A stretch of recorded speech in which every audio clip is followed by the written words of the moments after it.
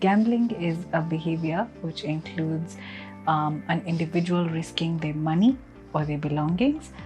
Many times within this activity or the behavior, there is an element of randomness or chance, with the main purpose of this activity being in order for them to win more or to win big.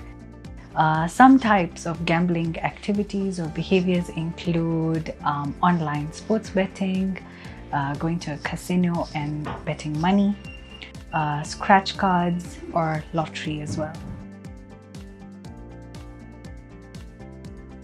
Not everyone who gambles has an addiction, or we can say have a behavioral addiction problem. Some people are able to gamble where they go maybe to the casino or they go for a lottery maybe once a month. They're able to go in with a preconceived idea of how much they're spending, what losses they're willing to take, but they've also made sure they've catered for the other responsibilities outside of the casino, outside of their behavior. And therefore, it doesn't really influence their life negatively. So you can't say they have an addiction problem. However, gambling addiction can also be known as compulsive gambling, where it's within an impulse control disorder. And when I say impulse control disorder, I mean that an individual is not being able to control their impulse to gamble. So they go to the casino maybe every other days, and this influences other parts of their life negatively in terms of their work life, their financial life, their social life, the relationships at home with their family or children.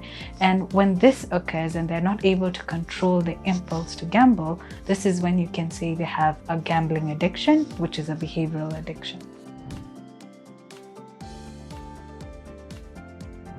So gambling addiction first starts with one of the phases known as the winning phase.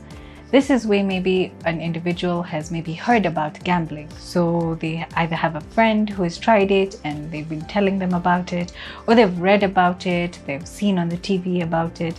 And so they're intrigued with this concept of gambling and they decide they should try it out as well. And so they go to the casino to see what gambling is about, and they have their first big win, or they have one of their wins. After that, they believe that they have a special talent for gambling.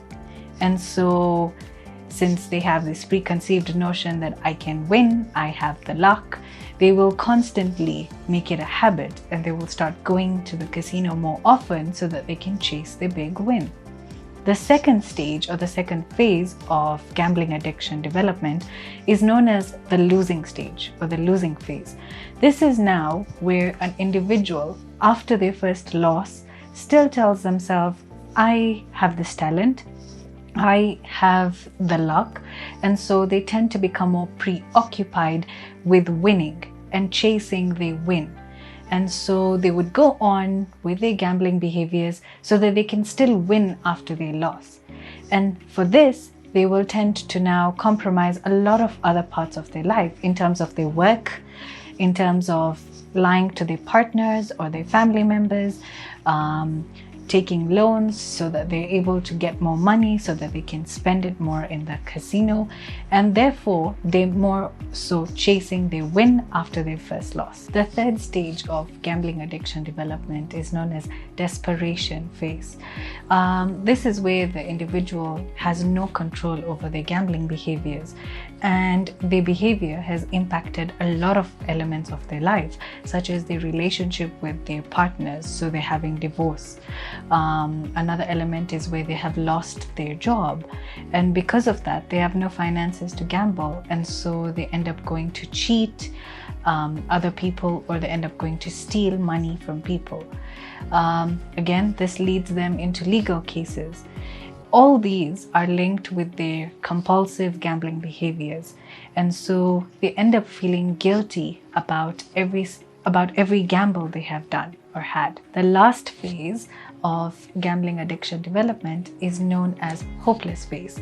This is where many gamblers hit rock bottom. They believe no one can help them, and no one can help them out of their addiction or their pathological behavior. And therefore, they end up feeling as though they should not live, They end up experiencing a lot of mental health difficulties, such as anxiety. After every gamble, they end up feeling anxious about what effect this gamble would lead on. With depression, because they're feeling guilty after every gamble, they've lost a lot of elements in their life, their job, their family, their relationship, their friends. It ends up making them feel lonely.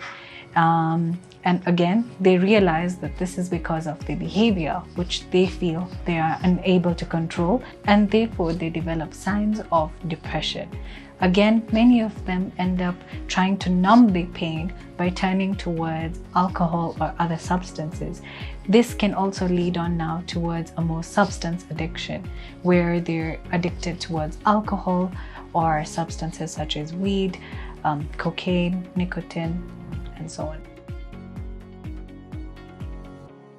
Some of the social implications of gambling addiction include the breakup of relationships. There's high divorce rates within gamblers, and this is again because of the pathological gambling addiction or behavior, which means they're focusing more of their time on their behavior than with their relationship or maintaining their relationship.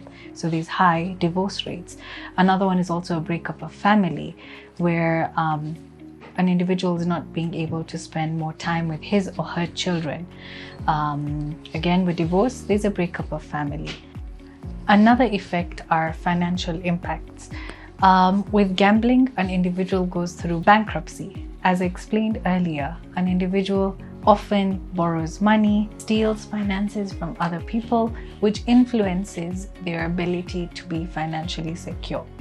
Another financial impact is loss of employment. If you are spending more time at the casino and less time at your workplace, it will impact your employment, and job loss is one of the financial impacts of gambling addiction.